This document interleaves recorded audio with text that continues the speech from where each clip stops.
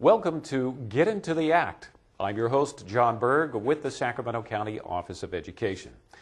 Get Into the Act is a series of video presentations brought to you by the California Department of Education's Middle and High School Improvement Office. Renowned educators who are passionate about student learning and achievement will share research-based strategies to help middle grades teachers ensure success and close the achievement gap for their students.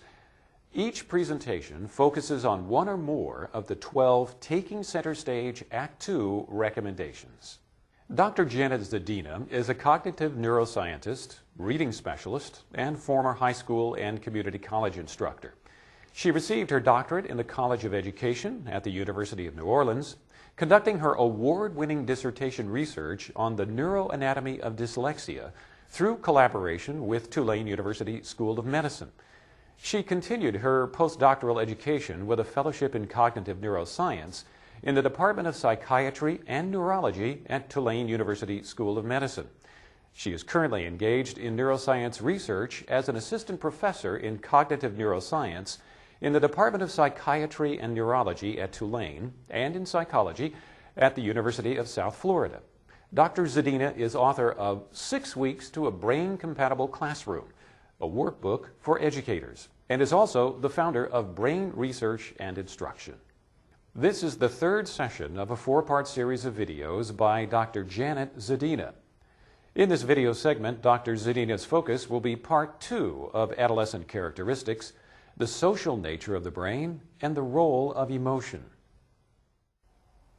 Welcome to Get Into the Act. I'm Dr. Janet Zadina, a cognitive neuroscientist and former English and reading teacher who specializes in helping educators understand the new brain research about learning. This is the third in a series of 4 videos. In the first video, we looked at how the brain learns in general. And in the second video and this one, we're discussing 4 characteristics of adolescence. The first 2 characteristics that we looked at in the last video were the survival instinct and the development of the brain. Today we're going to look at the social nature of adolescence and the role of emotion in learning.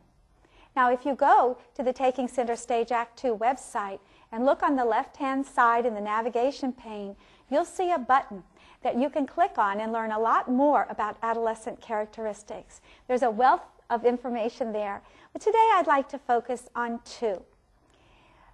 First, I'd like to talk about the social aspect of the brain. The brain is a social brain. We are designed to interact.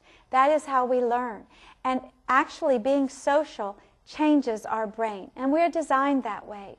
It's very important for all humans, but I think as middle school teachers, you're going to realize that the brain is especially social during adolescence, because this is a time when they're trying to figure out who they are, who they're going to be in the world, and they're very concerned about their social relationships and so forth. And this is kind of always running in the background. And we know that we are meant to learn from other people. This is part of how the brain is wired. So we want to take all of this into consideration. I'd like to tell you a little story about a principal in Covington, Louisiana, who did such an amazing thing with regard to the social aspect of learning. He knew that it was important for students to congregate, maybe before school and during lunch. And so he built some beautiful areas outside with picnic tables and trees, benches, places for them to socialize, because that's an important part of school life. Then he noticed one day that a group of outsiders was hanging around in the back of the building. Now, I don't mean outsiders not in the school. I mean that group of students that sometimes doesn't fit in with the rest of the students. They've had different names over the years, and it's that group that kind of doesn't fit in. And sometimes we tend to write them off, and we don't pay a lot of attention to them. But then when we get older, we realize that these might be some of the same creative people who are very successful in life later on. But in the meantime, they're different from the other students. Well, when he noticed this group of students hanging around on the back side of the school, he said, you know what? You are important too. You are a part of this school, and you have a place here. So he built them a beautiful area right where they like to hang out. And that's what I'm talking about, is School is a place where they feel they belong and where their social nature is respected, because it's still a very important part of learning. Did you know that the brain has a special place just for faces? It's called the fusiform face area. It's in the fusiform gyrus. And it's a relatively large space, because what is more important to survival than faces? If you don't recognize your parents, you might not live long enough to recognize your enemies. So faces and people are very important to the brain, and especially to the adolescent. So what does that mean in the classroom? Well, let's include opportunities for constructive social interaction. So they're getting some social interaction, but it's purposeful and they're learning. I like scaffolding. Scaffolding is how we learned everything in the lab. Those who were better at it worked with those who weren't so good. So if one of us learned a new way to measure the brain, we would teach the others. And when I developed a new method, I taught the neuroanatomist. I taught students. Students taught me. So you work up, across, down. It doesn't matter. Those who are better at it work with those who aren't as good. Now, when I had to take advanced statistics in graduate school, who do you think helped me more? The other students or the professor? No offense, but it was the other students, because they knew what was probably missing from my neuronal network, as we learned in video 1. The new information must connect to the existing information. And sometimes other students can figure out what's missing in their network easier than we can, because we know the material so well, and our network is so well developed that it's hard for us to remember what might be missing from theirs. Collaborative group work is very important. I like to see it with a purpose, though, not just get together to get in groups for the sake of it, but to create a product or to do a task while they get to work with others. Project-based learning and service learning capitalize on the social nature of the brain.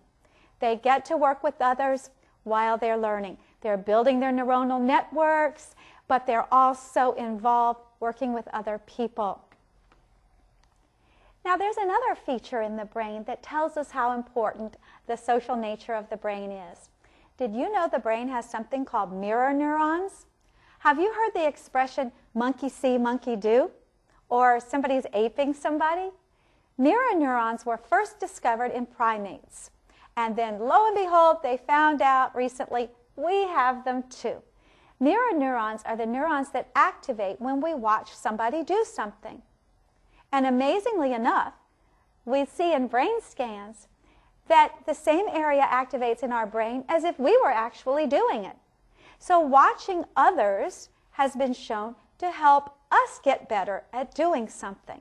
Doesn't mean we don't have to do it, but it's another form of rehearsal. So what does this remind you of? Modeling in the classroom? Modeling is a very important strategy because we are wired to model. We are wired to imitate. As a matter of fact, we can't even help it sometimes. We are unconsciously modeling the behaviors that we see. So students can learn skills through modeling. Seeing peers do well can also help students. But there's a catch. It can't be the A student, because a student who's struggling, seeing an A student do well doesn't really relate to them that much in their mind. What has been shown to be helpful is when they see someone like themselves do well. So if you can find a way to pick role models in the classroom or have a student model some behavior, pick a struggling student who has just mastered it. And that'll be the best role model for the other students. Here's a question for you to think about. What behaviors are you modeling in the classroom? Due to mirror neurons, we tend to get back what we give out. Are you modeling kindness and patience and tolerance? What kind of expression do you have on your face? Because students tend to pick up our expressions as well. I'd like to tell you a little story from when I was teaching. One of my colleagues called me into her office because she was having a problem and she wanted some advice. So I sat down next to her in the seat where students would sit, and she said, "I'm not having any behavior problems in the classroom, but it's the strangest thing. when they come to my office and I have my consultation with them, next thing I know, they're raising their voices, and I've even had them like shake their fist, and they're like yelling at me. And I don't understand. This has happened several times. I don't know what's going on. Well, I look, and what am I looking at? Right across from her desk on the wall is a movie poster of a very angry person with his fist raised. Coincidence? Maybe. But we do know that we tend to pick up the gestures and facial expressions and tone and behaviors of the people around us. So we want to keep that in mind and model what we want them to do. So let's look at some recommendations that would apply based on what we know. We want to include activities in which you or others model the desired skill or behavior. Include a good role model when you put them into groups. Now keep in mind, this can vary from task to task. In one group setting, it might be the person who's best at the skill. But another time, you might be wanting a good role model for a positive attitude, or good behavior, or persistence, or leadership, or some other skills. Include learning activities that include outside role models. Now here's where project learning and service learning come into place. Let's say the students are working on a project. They can model many kinds of behavior from other students in the group. They may see that one of the other students really budgets his or her time, or has good leadership skills or negotiation skills. They can pick up all kinds of skills and behaviors at the same time that they're learning. But service learning really gives them a chance to learn attitudes and behaviors that they might not be exposed to.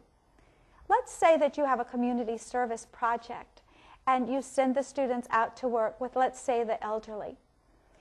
Well, they might not have really good role models at home in some cases, or they might have low self-esteem. And then they work with other people who model different kinds of attitudes and who say to them, oh, you're such a bright young man, or you're such a kind girl. And they begin to see qualities and behaviors that they might not ordinarily come into contact with. So this is very helpful. Now let's talk about the role of emotion in learning. Do you realize that emotion is critical to thinking? You can't separate emotion from thinking. Remember those neurotransmitters in the video that carry the information from neuron to neuron? Those are affected by our emotion. When we are stressed or upset, it affects our neurotransmitters, and we can't think as well. One of the symptoms of depression, in fact, is trouble thinking. So emotion and thinking are very closely linked. Now, there's a wonderful discussion of emotion on the Taking Center Stage Act II website, so I strongly encourage you to take a look at that. And I'm going to talk just a little bit about it today. Adolescents, in particular, are going through an emotional time of life. I don't need to tell you about all those hormones kicking in and the emotional upsets, the dramas going on. So whatever we know about emotion and thinking might be even more intense during this time. So we want a very optimal environment emotionally in the classroom, one that is more conducive to learning. There is a scientific fact that learning is state dependent. What does that mean? It depends on your state, your electrophysiological state. How well you can learn depends on, you could say, your emotional state. So let's look at some recommendations for keeping that in mind in the classroom. First of all, you want to set the tone when students come in. Keep in mind that you want your class not to be fear-based. We don't want to say, I've heard teachers say, I scare them really badly the first day. Well, I would say that that's probably not the best practice. There are other ways that we can work with their behaviors rather than scaring them. We want a positive tone. So to keep it positive in the classroom, does that mean anything goes? No. Of course we want rules, except that if you think about it, the term rules is sort of negative because rules are always associated with punishment. Or what if I break the rules? And many times students don't really know the rules. And there's a certain amount of anxiety because they don't know where the line is drawn. And sometimes they even accidentally cross that line. Other times maybe it's not an accident. Here's how we can keep it more positive. I like to say that in my class we have procedures. This is how we do things. There's no negative implication there. Of course, there are consequences, and it's good if they know what those are, but this is how we do things. Now, you may have heard it said that the brain doesn't recognize negatives. I'm not so sure about that, but I do know that we tend not to hear them. So if we say, don't worry about the test, it won't be hard, what do students hear? They might hear worry, test, hard. It's the same thing when you're giving them recommendations for how to behave in the classroom, in procedures. You can keep it positive. You tell the brain, body, what you want it to do. For example, instead of saying, don't throw that paper across the room into the wastebasket, could you say, put the paper in the wastebasket on your way out, or walk the paper over to the wastebasket. In other words, tell the student what you want him or her to do. State things in a positive way. So we're not saying, don't poke the kid next to you. We're saying, keep your hands to yourself. So this is a little more positive approach to the brain, and it's more likely to be heard. Then the student knows exactly what to do. It reduces stress for the student as well. If we use emotionally engaging material and tasks, we're engaging emotion in a positive way. Ideally, students would be happy when they're doing it, joyful, interested in the activity. And that is a great way to create an optimal environment for learning. We can also help them instill a sense of coping self-efficacy and a sense of control. I would encourage you to look at Bandura's work on coping self-efficacy. And this means that students have a feeling that they can handle it, a feeling that they can cope. This has been shown to be huge in helping students recover from serious stress, like post-traumatic stress disorder and so forth.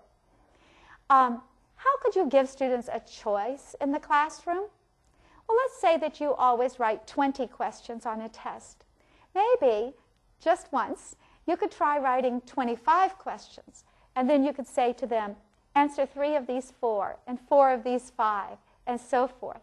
They're answering the same number of questions, but you're giving them a feeling that, well, maybe I won't know everything, but maybe I'll know enough. And this little boost of confidence actually helps them learn, this sense that they have some control in the classroom environment. Create opportunities for meaningful participation. When we talked in the first video that if it's meaningful, they will be able to connect it to their existing neuronal network. And it's also important because of the social nature of the brain and the role of emotion in learning. If they are emotionally involved and feel that they have a place in your classroom, they are more likely to succeed. It's also important to provide opportunities for social bonding. Social bonding keeps the students wanting to come to school because social bonds are very important. And if they have an opportunity in your class to feel close to other students, then they're more likely to want to stay in school. And this could help with attrition and help keep students engaged and involved. Now, I'd like to talk about 2 recommendations that would help with social bonding. That is service-based activities, service learning. Think about the opportunities for bonding and for emotion and a positive emotional attitude with service learning. Let me give you an example of something I would love to see. Let's say that you have struggling middle school readers. What if they were sent to read to, say, assisted living places or daycares? Now they're reading to people who are going to be happy just for the social contact, and they're very likely to give positive feedback. Furthermore, if they're reading to children, they can select stories that will allow them to read fluently because they will be simple children's stories. Many of our struggling readers have never experienced fluent reading. By taking it down a few grades, allowing them to rehearse, they can actually experience what it feels like to be a good reader and see the admiration in the children's eyes, see that the children enjoy reading. And so this service to the community is a service to the student as well. Or if they go to, say, assisted living, you know that those elderly people would love to help them with their reading and be patient. And they would give them lots of positive feedback, I'm sure. And this is a way for students to work on their skills in a positive, safe, and nurturing environment. Did you know some research shows that when the elderly are around the young, their brain improves as well? So it's a win-win situation. Now let's talk a little bit about project-based learning and the role of emotion in relationship to something that I experienced when I taught school. I will never forget this group of students. They had failed reading twice. This was their third and last shot at it in my class. If they failed it again, that was it. They were out of school. They could not take any college courses. This was their last chance. As you might imagine, not only were they very poor readers, but the stress level was very high. And they came in expecting the worst. I gave them a novel to read, and it was not an easy novel. And one of the options for homework that I gave them was to deal with the setting in the novel. One of the options was that if they liked, they could build a model. They could work in groups and build a model of this complex setting in the novel. But of course, in order to build the model, they had to read enough of this book to figure out the setting, because there were many, many types of things in this complex setting. Well, build a model. Now that sounded like something they could do.